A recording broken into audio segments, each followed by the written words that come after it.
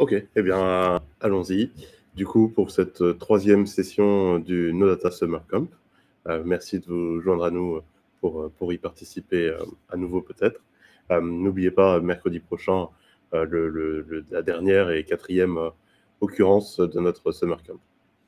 Le thème aujourd'hui que nous allons aborder, comme les deux fois précédentes de manière courte et concise, une problématique spécifique aujourd'hui, sont les modèles de données et le travail en équipe.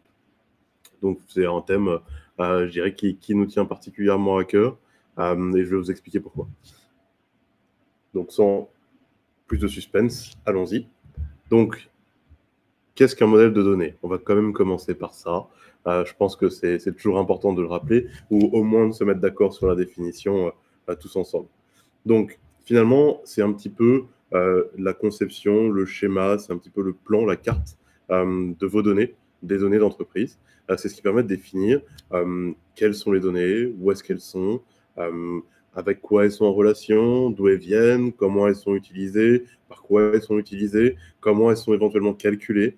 Finalement, on va pouvoir aller avoir dans un modèle de données toute l'information qui va décrire les données. Tout ce qui n'est pas les données en tant que telles, alors on aime bien nous appeler ça les métadonnées, mais c'est tout ce qui finalement va pouvoir permettre de définir cette cartographie de la donnée au sein d'une entreprise. Voilà, c'est en tout cas ce que nous, on appelle le modèle de données. Pourquoi finalement j'aurais besoin d'un modèle de données? Je pense que c'est aussi une question qu'on peut se poser. Je n'ai pas trouvé de sources d'études très précises à ce niveau-là, et je pense que c'est d'ailleurs un exercice qui serait intéressant à faire, c'est de savoir à quel point les entreprises mettent en œuvre un modèle de données au niveau des projets, au niveau de certaines bases, au niveau de certains data lakes ou data warehouse, ou pas, finalement, et quelle est la proportion. En tout cas, pourquoi on devrait en avoir un modèle de données, ou plusieurs, en tout cas. L'idée, c'est vraiment, en premier lieu, un dépôt de connaissances. C'est-à-dire que ça permet vraiment de centraliser quelles sont les données, où est-ce qu'elles sont, et toutes les questions qu'on a définies dans ce que c'était qu'un modèle de données, finalement, d'avoir ces réponses-là qui sont accessibles pour tous les utilisateurs, finalement, de la donnée, ce qui leur permet de partager la même vision à l'instant T, d'avoir quelque sorte une documentation du modèle de la donnée. Et puis aussi, c'est facile de la maintenance, parce que si je dois faire bouger les choses, c'est quand même mieux de savoir de quel point de départ je pars, et de l'avoir bien expliqué, pas seulement d'un point de vue technique. Et aussi, ça me permet éventuellement de passer d'une équipe à une autre et d'être plus résilient quant au changement d'équipe ou au changement des personnes qui interviennent autour de la donnée. Et une question qui revient peut-être assez souvent, et je pense qu'il est bien d'éclaircir pour nous ici, c'est quel est le lien entre la technologie et le modèle de données en tant que tel. En fait, à mon sens, on va faire abstraction ici d'un lien entre la technologie et le modèle de données. Que la donnée soit structurée, non structurée, que l'on parle de données d'un point de vue physique, avec des tables, des colonnes ou des fichiers, ou que l'on parle d'un niveau très abstrait, un niveau d'entité, de concept, de lien ou de relation, que l'on parle de réfléchir à des systèmes en se disant, mais ok, c'est mes données au niveau de l'entreprise, à travers mes providers cloud, à travers mes fournisseurs externes, à travers mes données, qu'elles soient centrales ou pas. Finalement, ça va, peu importe le scope que l'on adresse ici, la logique et l'esprit va rester identique pour moi dans la démarche et dans la manière dont on travaille en équipe avec les modèles de données. Finalement, peu importe le niveau auquel on va situer le modèle de données à notre discussion, en tout cas aujourd'hui. Bien entendu, en termes de notation, en termes de formalisation, en termes d'outillage, tout un tas de questions va se poser en fonction du niveau où on va positionner son modèle de données et de la typologie, je dirais, d'informations qu'on souhaite y adjoindre. Mais pour travailler en équipe, peu importe. Le dernier point que je voulais souligner, c'était finalement, et alors, est-ce que c'est très technique, un modèle de données, ou est-ce que finalement, c'est aussi quelque chose qu'on doit discuter et comprendre à un niveau, je dirais, de l'entreprise, un niveau plus global, au niveau du business? La réponse, pour moi, oui, bien entendu. Pourquoi? Parce que les entreprises aujourd'hui dépendent des données. Elles dépendent des données pour prendre leurs décisions, pour opérer au quotidien de toute façon. On a besoin, à travers les outils technologiques et informatiques, de s'appuyer sur ces données-là. L'autre point, c'est que finalement, la donnée en tant que telle, c'est juste un élément, c'est juste un fait. Il doit être interprété pour être utile. Donc, bien entendu, on est dans des discussions, des usages analytiques, hein, au travers nos data ou à travers les discussions qu'on a de manière générale. Mais donc, on va avoir non seulement des analyses qui sont faites sur ces données, mais même à un niveau unitaire, si elle n'est pas interprétée, elle n'a que peu de valeur, cette donnée. Et donc, ce qui est important, parce qu'il y a cette interprétation, c'est d'avoir un langage commun entre les différents acteurs à travers l'entreprise au global. Et donc, ce langage commun, finalement, le modèle de données permet de le définir, permet au moins de créer un socle qui permet d'alimenter ce langage commun. Et ainsi, si on parle de chiffre d'affaires ou si on parle d'une opération d'organisation, on peut se mettre d'accord à un moment pour que ce référentiel de langage et ce référentiel de valeur soit partagé au moins à travers les acteurs qui interagissent avec la même donnée. Au mieux avec l'entreprise dans son ensemble, mais ce serait peut-être un sujet pour un tout autre webinaire.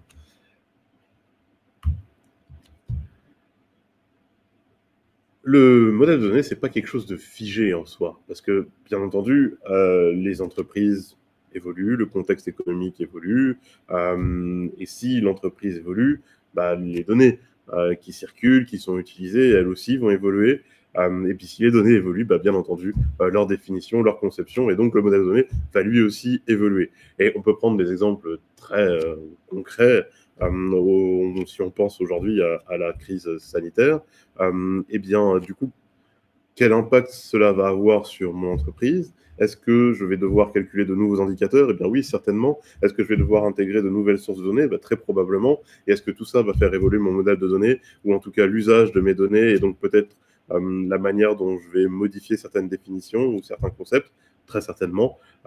Et donc, ça illustre bien pourquoi on a besoin de faire évoluer constamment les modèles de données pour garder tous les bénéfices.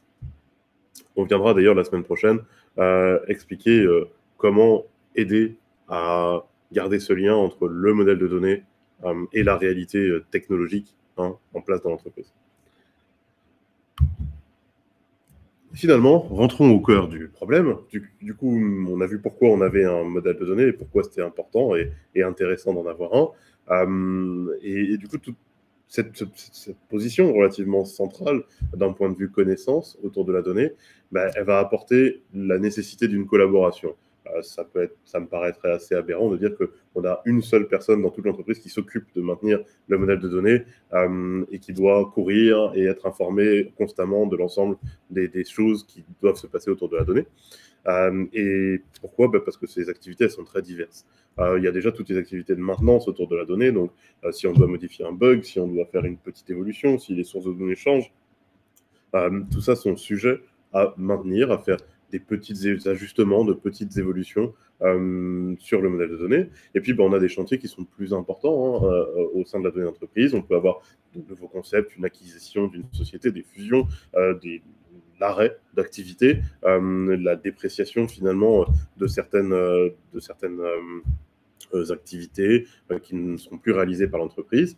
Et puis, parce que aussi, à certains points d'évolution, on peut se poser la question de retravailler d'un point de vue global et entier le modèle de données ou les concepts. Et disons, toutes ces évolutions et toute cette maintenance, elle peut être initiée aussi bien d'un point de vue métier que d'un point de vue technologique, puisque on va avoir, par exemple, en cas de changement technologique, si vous avez un modèle de données qui est très proche de physique, on va dire, bien mécaniquement, tout un tas d'informations, de règles, de choses, de concepts, d'optimisation qui ont été faites précédemment vont devoir être repensées, ajoutées, modifiées. Et puis, comme on le disait, toute modification au niveau de l'entreprise, au niveau du métier même, de l'environnement économique, peut amener ces modifications et les tirer, bien entendu.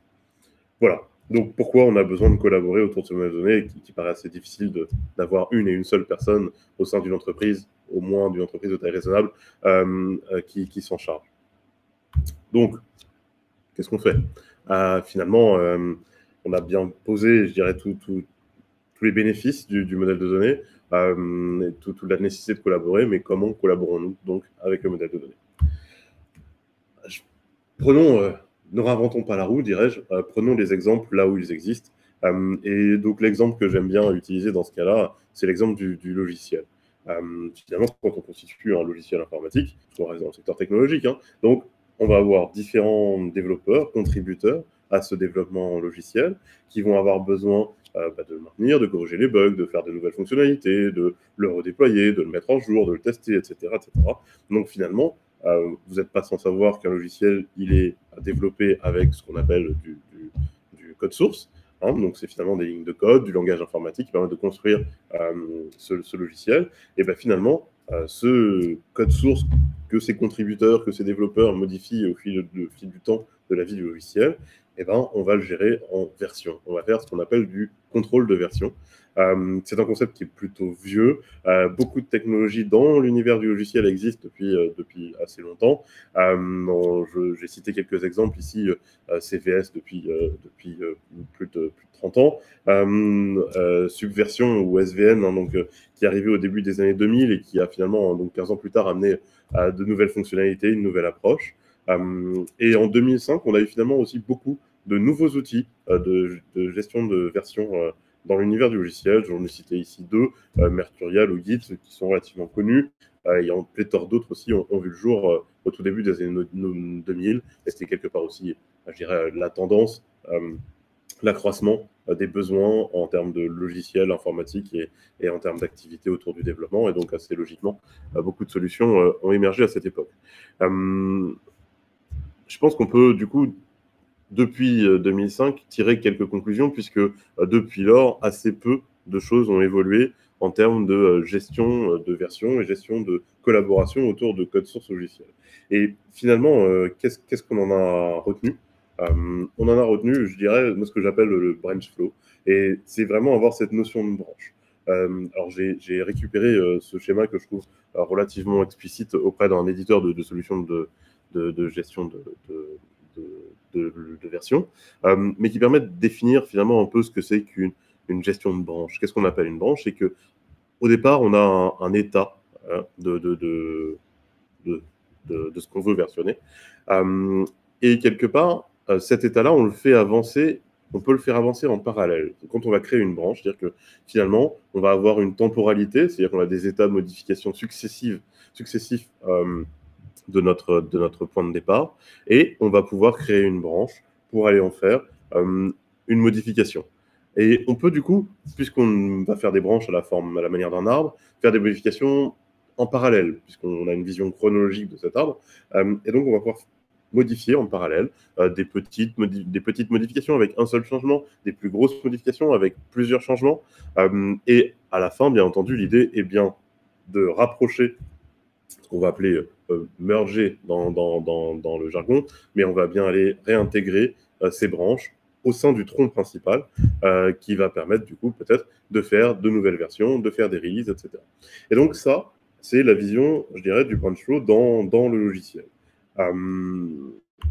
Finalement, pourquoi pas l'appliquer au modèle de données, tout en sachant que, en général, hein, dans le logiciel, il y a toujours aussi un aspect stockage et persistance de la donnée qu'on peut apparenter à un modèle, pas forcément aussi riche que ce qu'on peut avoir dans l'univers analytique en tout cas, mais c'est bien quelque chose qui existe, c'est bien quelque chose du coup qui fonctionne.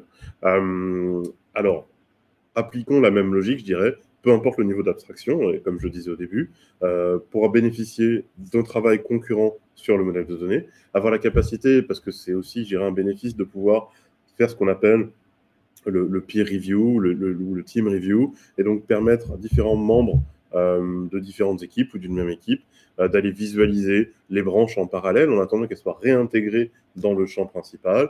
Ça permet d'améliorer la qualité, ça permet de mettre en œuvre tous ces processus assez facilement pour faire vivre le modèle de données. Ça permet aussi quelque part de gérer des spectres de permissions quant à la modification du modèle, que ce soit, je dirais, au niveau de la verticalité ou au niveau du périmètre. Ça permet aussi de savoir qui a modifié quoi quand. Alors, on pourrait l'avoir d'une autre manière, mais je dirais c'est inhérent à ce type de gestion de version, puisqu'on sait que les travaux qui ont été réintégrés par telle ou telle personne, et donc on va garder cette information à travers le temps. Et ça permettra aussi cette réversibilité, puisque, comme on le voyait dans le petit schéma, hein, chaque point, chaque état, chaque photographie du modèle de données, c'est quelque chose qu'on va conserver. Et donc on va pouvoir revenir dans le passé, on pourra naviguer quelque part chronologiquement à différents états du modèle de données, et donc éventuellement explorer ou revenir en arrière en cas d'anomalie sur ce modèle de données. Alors bien entendu, c'est une version assez simplifiée que je vous donne ici. pour chacun de ces points, tout un tas de subtilités de mise en œuvre peut se poser en fonction du niveau plus ou moins physique ou plus ou moins logique du modèle de données, et puis bien entendu la granularité auquel on veut appliquer chacun de ces éléments-là. Mais conceptuellement, c'est quelque chose qu'on doit pouvoir appliquer à tous les modèles de données. Et c'est quelque chose que je suis assez confiant dans l'absolu, pour lequel je suis assez confiant, puisque finalement, c'est quelque chose que chez Nodata, on a vraiment voulu mettre en place. On a des fonctionnalités de modélisation de données au sein de la solution, et on a cette gestion de version et de branches. Alors, une question qui revient assez souvent, donc que je vais éclaircir instantanément, qui est est-ce qu'on s'appuie sur des technologies que sont Git ou Mercurial ou autres? Alors, on a pris le parti de ne pas le faire. Pourquoi? Parce que ce sont des solutions qui sont vraiment pensées pour du code source. Dans nos data, dans la modélisation, ce n'est pas du code source, ce sont bien des objets, de modèles de données qu'on va manipuler, et donc on doit avoir une implémentation qui est différente des implémentations qui ont été faites pour le code source. Et par ailleurs, il y a la subtilité technique sur laquelle je reviendrai, c'est que le modèle de données, finalement, il va décrire quelque chose qui persiste. Autant un code source va définir quelque chose qui s'exécute, qui a une vie éphémère. Sitôt qu'on arrête d'exécuter un programme, il n'a plus de persistance quelque part, sauf à travers son modèle de données. Mais c'est bien ce que l'on veut décrire ici, à travers ces données. Et donc, on a besoin de pouvoir gérer, pour pallier à ces questions de réversibilité, la capacité de monter, de descendre, de naviguer à travers cette temporalité. Et donc, c'était important pour nous aussi d'offrir des fonctionnalités avancées de scripting et de manipulation derrière de ces données qui est en lien avec le modèle de données. Voilà. Ça pourra faire l'objet d'un autre webinaire pour entrer vraiment en détail peut-être sur ces exemples de scripting. Je vous propose de passer, pour terminer très rapidement sur une petite démonstration dans nos data. Je vais commencer par illustrer rapidement la modélisation de données dans nos data et la manière dont on l'aperçoit. On a voulu quelque chose qui se veuille relativement proche du physique et de la réalité. Donc ici, on va quand même bien décrire des objets et les attributs de ces objets. Quand on entend objet, ça va être une entité qui va être capable de stocker des occurrences de données et les attributs qui les constituent. Et on va pouvoir aller aussi ici créer autant que l'on souhaite des attributs spécifiques pour aller identifier, cartographier, rajouter de l'information autour du modèle de données. Pour, je dirais, une facilité de lecture, de documentation et de navigation, bien entendu, on peut aussi avoir une vision graphique dans nos data du modèle de données. Et donc, on va avoir, nous, cette approche relationnelle en termes de visualisation. Alors, vous n'êtes pas obligé de créer les liens entre les différents objets, comme je vais le faire ici, mais vous avez tout de même la possibilité, au moins, de le faire. Avec un certain degré de personnalisation graphique autour, pour faciliter toujours la lecture. Mais le point qui nous intéresse aussi à travers Nodata, c'est comment on va gérer ce versionning. Et donc, à partir de n'importe où, on va toujours pouvoir naviguer de branche en branche. On a aussi ce concept de tag, qui va finalement représenter des versions à un instant T, des choses qu'on va peut-être mettre à disposition. Et toute cette gestion, je dirais, de branches et de tags à l'échelle du projet, pour nous, qui va contenir des modèles de données, va se faire donc à travers l'outil d'administration qui permettra de créer des branches et des tags à souhait et à mesure que vous le souhaitez. Voilà, pour une petite présentation très rapide. Bien entendu, n'hésitez pas à revenir vers nous si vous souhaitez avoir plus d'informations sur comment avoir justement tout ce teamwork et toute cette collaboration autour du modèle de données avec nos data. On serait ravis de rentrer beaucoup plus dans les détails par rapport à des cas d'usage un peu plus particuliers. Si toutefois des questions vous venaient après un peu de réflexion, n'hésitez surtout pas à revenir en contact avec nous. Vous pouvez nous contacter à travers le site web, contact@nodata.co également. Et voilà, n'hésitez tout simplement pas. Merci à tous pour votre participation et je vous souhaite donc une agréable fin de journée et vous dis à la semaine prochaine.